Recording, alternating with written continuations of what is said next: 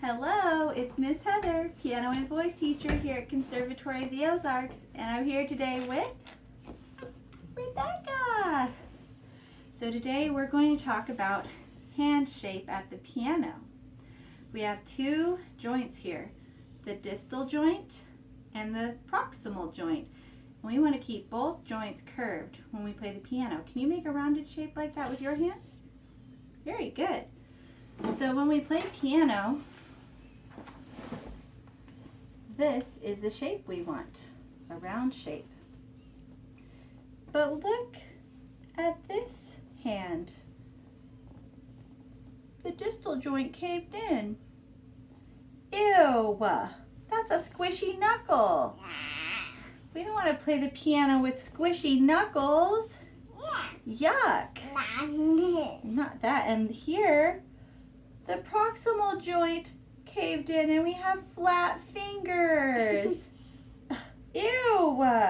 We don't want to play the piano with flat fingers. Yuck.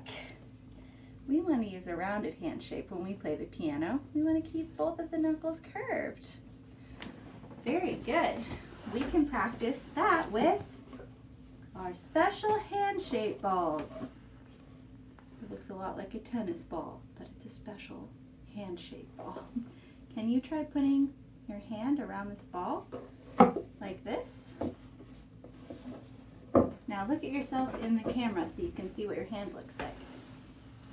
You see how it looks nice and round? And we can even move our hand in a circle like this.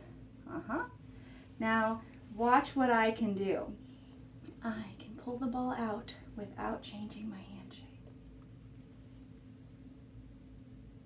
See that? My hand shape stayed the same. Can you do that? Can you do that with your hand? Now let's try the other hand. Can you move your hand around without losing the shape? Wow, and we could even put the ball on the keys like this, gently. And we can move our hand forward or side to side. Oh, there's Mozart Mouse. He's watching our rounded hand shape. Mozart Mouse always plays with a rounded hand shape. So does Beethoven Bear. All right, great job. Let's put our hand shape balls back in the box. Can you give yourself 2 thumbs up? And then push the red button.